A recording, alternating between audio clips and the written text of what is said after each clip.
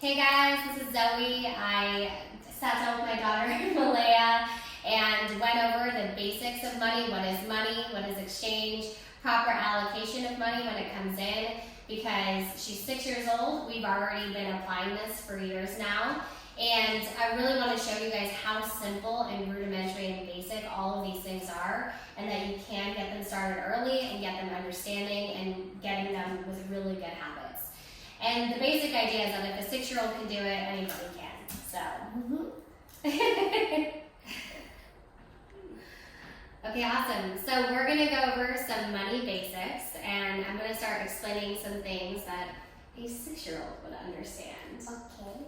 Okay, great. All right, so this, what is this? Cash. Right? Money. Right.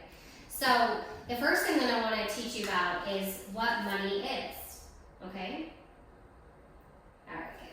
So money itself isn't really anything except a representation of something. Wait, what's a representation? Means that it's just an idea, right? And it's backed by something else. So let me explain that. So a long time ago, we used to have what's called a barter system. And that's trading, okay? So you would have a guy, all right? And let's say he has a bunch of chickens. And he goes to a place and he has all of his eggs, right? Now, he wants to get a loaf of bread.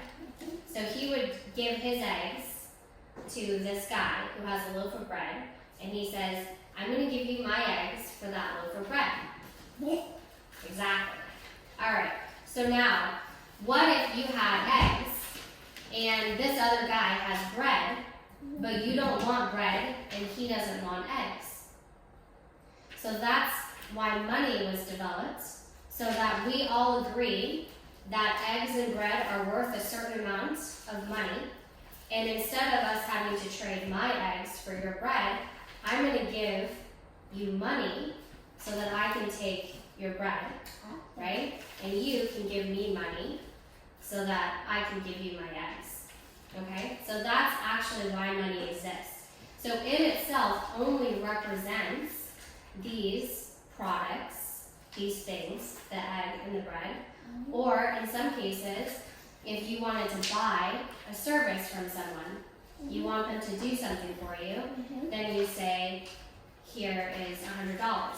Do you remember when you were younger and you did baby modeling? Yeah.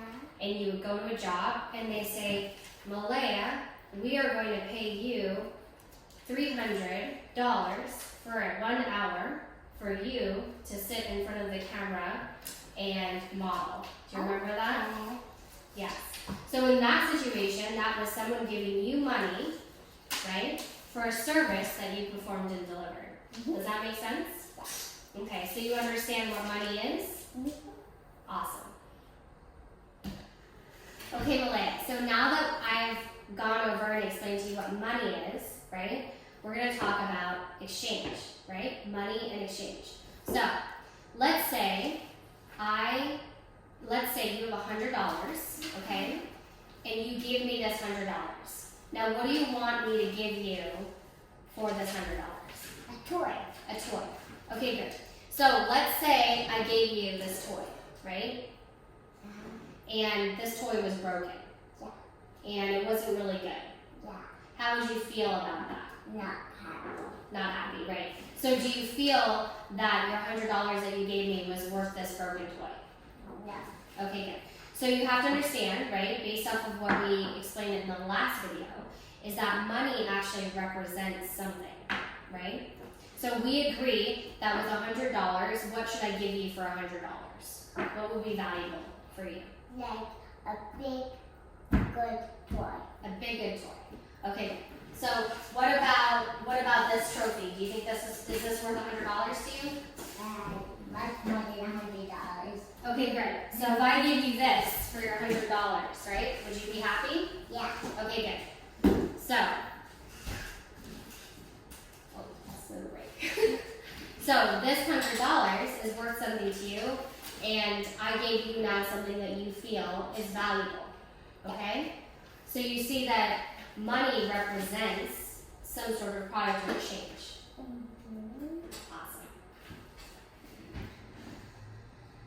Okay, Malaya, so you're already so good at saving and investing your own money, and you've been doing it for a very long time.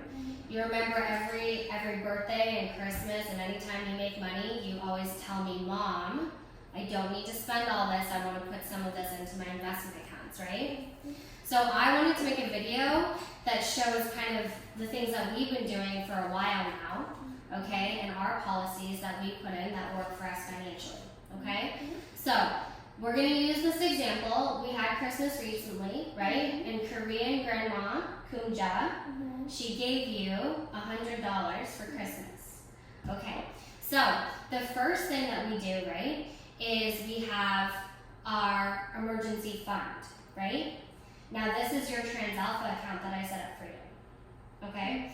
Now, when you're a kid, your job right now is to grow up, right?